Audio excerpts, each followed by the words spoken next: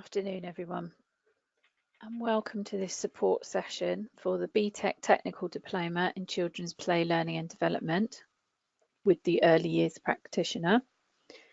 I'm going to be recording this session and then I can post it up on the YouTube channel after it's been edited. In today's session, I'm going to give you an overview of the BTEC Technical Diploma. I'm going to give you a look at some of the units. We're going to look at the PEP booklet, and then we're going to have a look at some of the external units.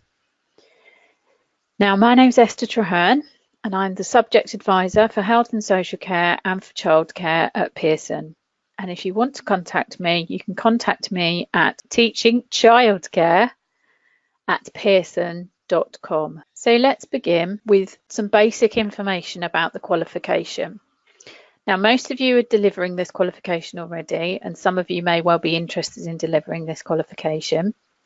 It's designed for post-16 learners. It's a level 2, so it's the same equivalency as GCSEs. It's been designed to prepare students for going to work or for an apprenticeship after they've completed it. Really, the qualification is there not to allow students to go on to a level 3, though they could go on to a level 3 apprenticeship. It's really there to get them ready for going out to work. So it may be that you've got post-16 students who are slightly older. It may be that they're coming back to education after a little while. It may be that they've come from another country and they're interested in working with children.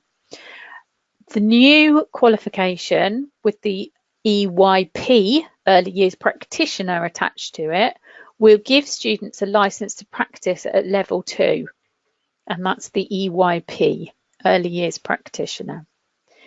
And the name has changed, and from September 2019, that's what you should be teaching. If you registered new students, you should only have registered on the EYP. It's now appearing on the DFE list. The changes were minor and mostly involved wording and a small amount of content, so the qualification number has not changed. All the changes have been summarised in the front of the updated specification, and you can see all those changes. If you just hold on one moment and I'll show you the changes that have been made.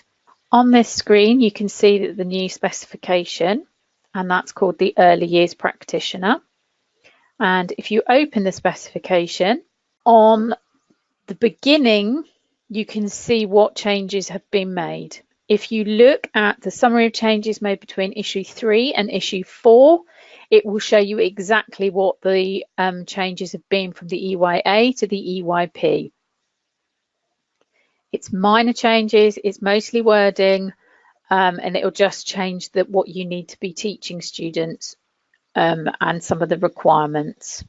Okay, so we've had some issues where people are saying that they can't see where the funding is available. Funding is available for the EYP, and the DFE updates their hub, the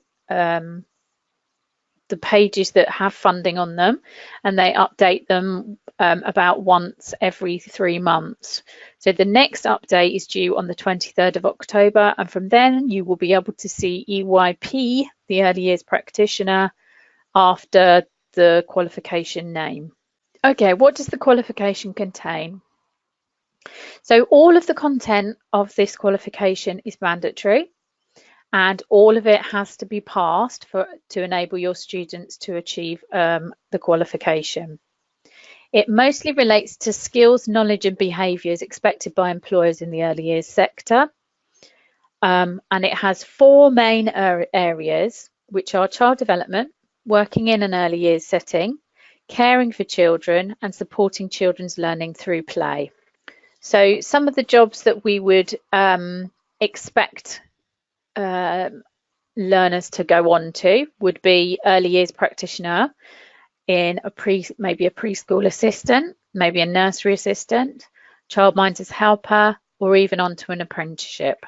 So the qualification contains 7 units, and they're all mandatory, so they have to take and they have to pass all of those units. There are 2 external units, that's Unit 1 and Unit 2, and we'll have a look at those a little bit later on.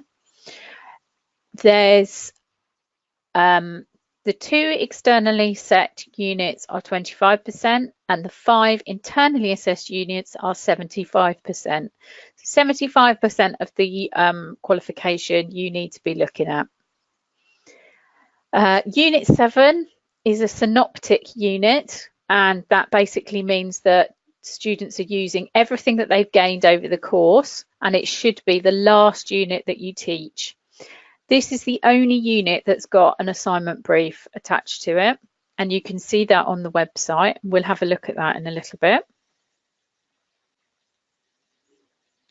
So when students are on the qualification, we don't expect you to have produced assignment briefs.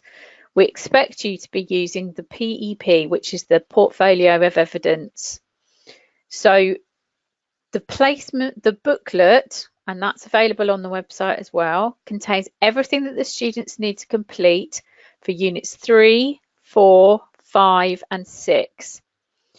7, obviously, like I say, there's an assignment brief, but everything else will be completed in the Portfolio of Evidence. And the PEP lays out all the requirements for the EYP, for the students to achieve the EYP. So they have to pass everything to get that EYP. Within that Portfolio of Evidence, there will be forms, tables that students need to complete, things that you need to be ticked off, witness statements that need to be completed, visit sheets that need to be completed, but students need to be supporting their work with other types of information as well. So the types of information that we're looking for, they could be any kind of activity plans, they could be designs on a room, what a room would look like when they were doing messy play, or when they were doing playing with sand, or something to do with forest schools, anything like that. So notes that they've made during their work placement. So if they had a day where they were perhaps written a short diary entry or something like that, so that they'd had a really bad day or they'd had a really fantastic day. They can include any kind of photographs, any record of conversations that they had perhaps with a child, where they've perhaps dealt with a child telling them something, a safeguarding issue or something like that. Be really careful and mindful that it must be kept confidential. And it's really, really important that they don't use names, they don't use addresses, they don't use photographs of the child unless they have direct parental permission. And what I would say is it's easier not to take pictures of children, or take the pictures of the backs of their heads, or take the pictures of just their hands, and then you haven't got any issues.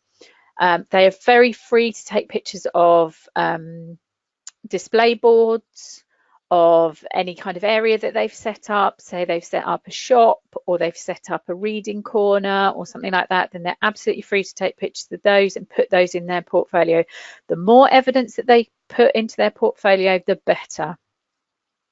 They have to complete 280 hours of work placement, and that work placement is getting them ready to understand what it's like to work in an early years setting, and making them understand how important it is to get up every day and go, to stay till the end of their session, to communicate with people if they're having a bad day, and that's kind of thing. So with the PEP booklet, it's really important that you give responsibility to your learners for the PEP booklet. It's their responsibility to make sure that they keep it tidy, that they're putting evidence in there, and that it's really becoming a really important part of their qualification.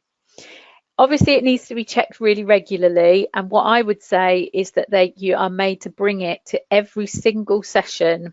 They take it to work placement, plus they bring it to every session that they have with you, and then you can make sure that you can check it during those sessions and make sure that they're filling in the right information, that they've got the right signatures, all those things. It's also really important that you spend some time to make employers or supervisors understand what the students' requirements are whilst they're on work placement and what their requirements are, whether there's forms that need to be filled in, witness statements that need to be completed, anything like that that they need to make sure that they're completing. What we recommend is that settings that students attend are rated as good or outstanding with Ofsted, and this really ensures that they're having a really good placement and they're having a positive experience and that it's really safe. We have in the past, and I've done it myself, not so much with childcare students, but we've had students that have gone to placement where they've really felt unsafe and we've had to go in and remove them from that setting. So we don't want that to happen. So we're hopeful that all the student settings are safe. Gosh, I keep banging on about completing 280 hours of work experience. It needs to be in a setting for children aged 0 to 5 years. There's a number of forms that the placement can use to show the students have produced the evidence, and they're all contained within the PEP booklet. The following settings could be places that they go. This is not an exhaustive list, and there may be other places that you can think of that might be suitable for your student. So they can go to day nurseries, playgroups, childminders, registered childminders, preschool, nursery schools, nursery classes are part of local schools offering, but it must be nursery. It must be 0 to 5 years. All right, we're not expecting them to attend primary schools and go to, you know, year 1 or year 2. That's not appropriate. So within the PEP booklet, there's all the forms that hopefully you'll need, and hopefully you won't need any extra forms, but if you do, then just make your own. Observation records, witness statements, and any kind of other forms, everything is in there. Everything is contained within that booklet, and that booklet is like their Bible. They have to hang on to it and they mustn't lose it. It's really, really important, because without it, you're not going to be able to sign them off to say that they've completed the qualification. Okay, so if you feel that when they're completing their assignments and they're completing the work that they need to do, say they have to demonstrate something and they feel that they haven't quite demonstrated it, then they can have a resubmission. They can do it again. They can resubmit some evidence. You have to get your lead IV to approve the use of a resubmission, but very often that the lead IV will be able to do that. There's no reason. It just means that we're asking you to put in that next level of agreement that says that the lead IV feels that actually without too much extra help, the student will be able to go on and pass that unit. Okay, so I thought I'd just spend some time just taking a little bit of a look at the external units, because this is what I get most of my questions about with the technicals. You're all very comfortable delivering. You're all very comfortable about checking that they're completing their work placement. You're very comfortable with the way that the PEP booklet is set up, but the exams are a bit more of a challenge for you, I'd say. Most of you in the FE sector have not taught exams before, and it's a really new concept for you. So Unit 1 is an online test. You can sit it, so the learners can sit at any time that you feel that they're ready. All I would suggest is that you sit them as a group and don't sit them one at a time. And the learners can have one resit. So they can sit it. If they don't pass it, they don't get the grade that they wanted, and they want to have another go, they can have another go. It's out of 60 marks, and the exam lasts 1 hour and 15 minutes.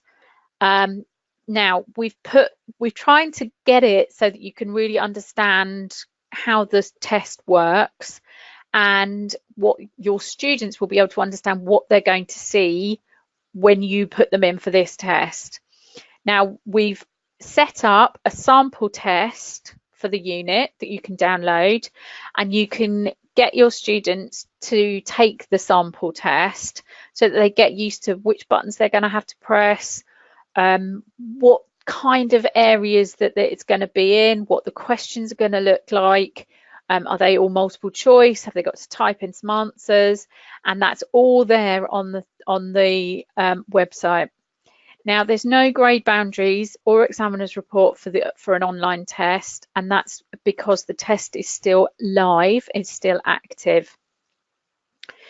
Until that test is retired, there will not be any grade boundaries or any examiner's report, and that's normal for all online testing. That's not just for this exam. So what happens is that there's a bank of questions, and the computer will choose which questions the learners answer. So it's very often the students will not get the same questions as the person sitting next to them. So it just allows them to have a bank of questions. We've got a bank of questions that we can ask the students. And that also means when they come to doing a resit, they don't get the same questions. So for Unit 2, this is a task-based exam, and it's completed under supervised conditions. There's 2 sittings per year, one in January and one in May, June. And again, learners can have 1 resit. So they can sit it, if they don't get what they want, they can resit it. The exam lasts 2 hours and 30 minutes, and the students get an information booklet and a task paper. It's really, really important that the students understand that they'll get an information booklet and the task paper as well. So for Unit 2, there's a number of exams available. So there's a number of past papers. There is some sample assessment material for each exam, and that will show you what the exam will look like, and it will give you some guidance for what is required for that exam. For this one, for Unit 2, there is a lead examiner's report. This can help, you can use this to help prepare your students. It gives a really detailed breakdown of the questions, and it provides a high level example and a lower level example, and it will give you a really good idea of what your students are expected to complete and what they might not get a mark for. And it will include some detailed commentary by the lead examiner. All right, so, and that'll help you to see the questions that you should be focusing on. If you think about the questions, you know, the ones that perhaps look a little bit more complicated, you know your students, and you'll be able to sort of work on those questions. So I've just kind of put together some top tips for exam preparation, because I know it's quite scary.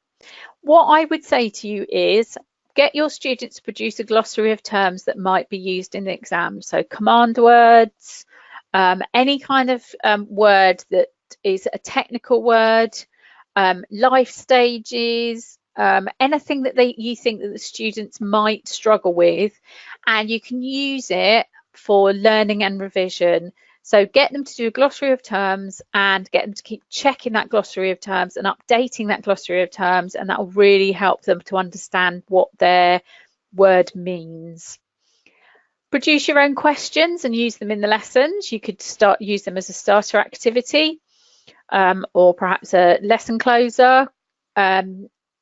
Just something that gets students used to answering questions, and get them to do them in exam conditions. So get them to do it in silence, and get them to do it without asking each other the answers. They could work together at the beginning of the lesson. So perhaps the beginning of the lesson they work on a question together, but at the end of the lesson you're going to do one where they all have to sit quietly and do it together.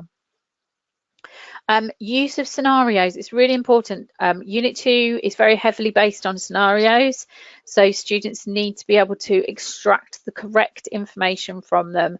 So use them within your teaching, use scenarios, use, you know, Fred is 6? No, not 6. Fred is 3, he's gone to nursery, you know, and perhaps give them a bit of background. Get them to produce their own. That would be a really good way of getting them to understand and getting them to share them with others. So get them to perhaps write a scenario and produce some questions that perhaps somebody sitting next to them could do.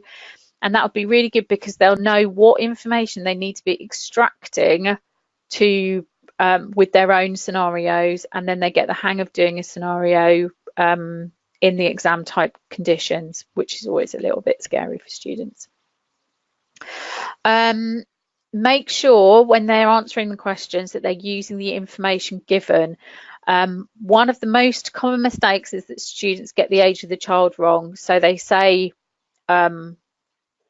Fred is, you know, 2.5, or Fred is 1 and actually Fred's 3, and that changes your milestones, that changes the development areas really, you know, lots. So students need to make sure that they're looking at the information and they're extracting that information.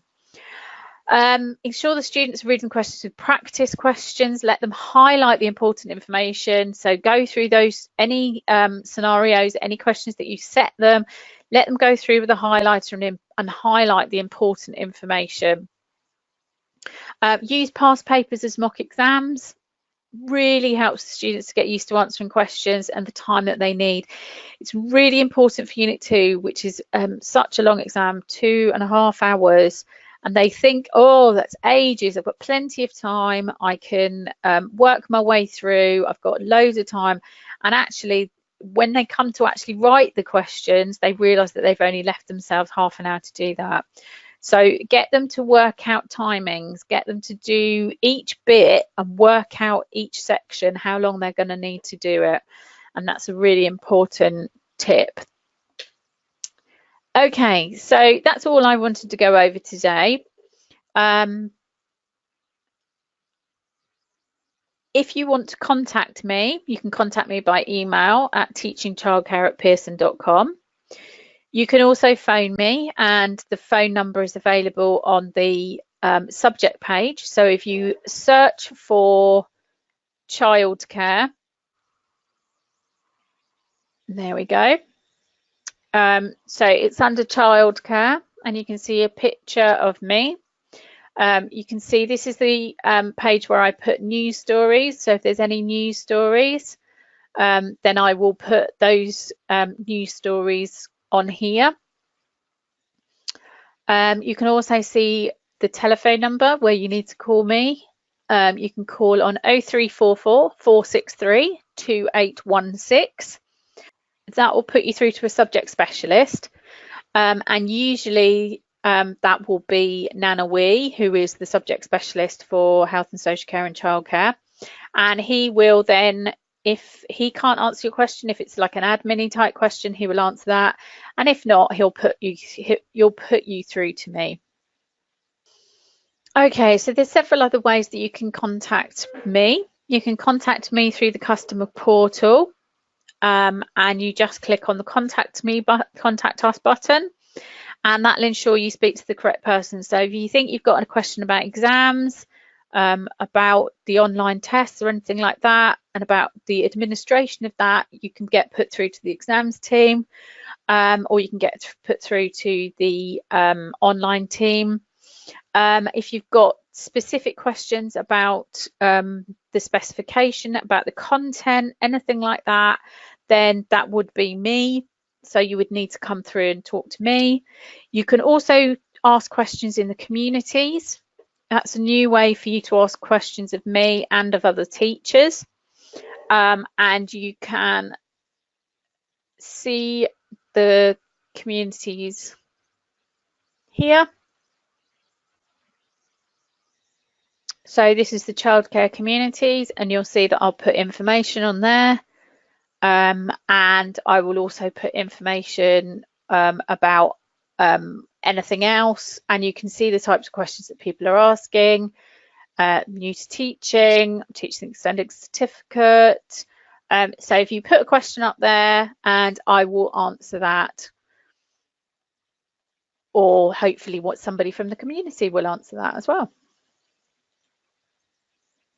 I also produce a monthly update, and that has all the news and information. This month's monthly update had information about the technical and about the funding changing for the technical, and the funding now being available on the government hub, or it will be after the 23rd of October.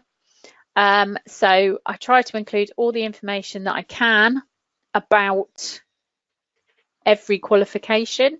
So if you're also delivering anything like BTEC Nationals, the CPLD BTEC National, or a BTEC First, or anything like that, then all the information is in there. And you can find a link to that on the subject page again. So if you look here, you can see where it says sign up for subject advisor updates. All right, and that's where you can contact me. I also have a Twitter page and a Facebook page, and I try to put up interesting information on there. Perhaps a news story I've seen, something I've seen about the EYE or the EYP or something like that, and I'll try and put that up on Facebook or Twitter. So if you've got any questions, if you want to drop me an email, then drop me an email at teachingchildcare@pearson.com, and I will answer any questions that you might have. So thank you very much for listening. I'll see you soon.